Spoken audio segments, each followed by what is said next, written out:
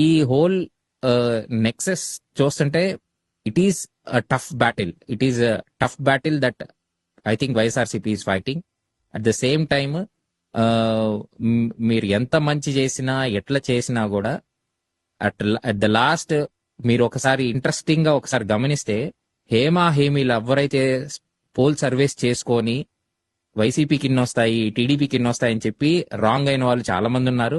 కానీ రీసెంట్ గా ఒకళ్ళు వచ్చి ఎగ్జాక్ట్ గా 164, 11 అని ఎవరైతే నెంబర్స్ చెప్పారో అంటే వాళ్ళకి ముందే తెలుసా నెంబర్స్. ఎవరు ఎందుకు లేటెస్ట్ ఐ మీన్ ఏముంది నాకు తెలిసినంత వరకు ఆయన ఎవరో ప్రొడ్యూసర్ అశ్విని దత్ ఉన్నాడు.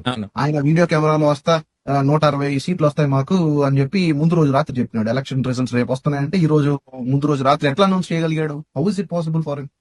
ఆయన ఏమన్నా ఆస్ట్రాలజీ ఏమన్నా తెలుసా? ఆస్ట్రాలజీ తెలిసిన వాళ్ళు కూడా నంబర్లు కరెక్ట్ గా చెప్పలేరు కదా. మెషిన్ మంది అయితే మనకి తెలుసు ఎన్ని ప్రింట్లు వస్తాయో. అదే కదా. ఆస్ట్రాలజీ అని కూడా కాదు Manoj. Is not a political psephologist also. Political psephologist ఎవరైతే ఉన్నారో ఆరామ్ మస్తాన్ సర్వేకి కొద్దిగా సెన్సిటివ్ ఉంది, కొద్దిగా ప్రజలు కూడా నమ్మేటువంటి పరిస్థితి ఉంది. దాదాపు 15 ఏళ్ల నుంచి తను పొలిటికల్ సెపాలజిస్ట్ బిజినెస్ లో ఉన్నాడు ఆరామ్ మస్తాన్ అనే వ్యక్తి. తను ఒక సర్వే ఒక 2 months 3 months సర్వే చేసి తను రిపోర్ట్ ఇవ్వడం జరిగింది. ఆల్మోస్ట్ నియర్ అబౌట్ 104, 105 వచ్చేటువంటి అవకాశం ఉంది వైఎస్ఆర్సీపీ.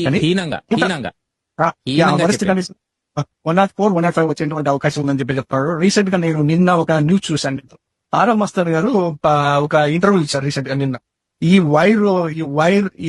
వైర్ ఎప్పుడైతే పబ్లిష్ చేసిందో ఆ రిజల్ట్ గన తను కోరిలేట్ చేసుకొని చూస్తా ఉంటే గన తను ఏదైతే సర్వే చేసి పబ్లిష్ చేశాడో ఆ సర్వే ఎగ్జాక్ట్ గా కనపడుతుంది తనకి.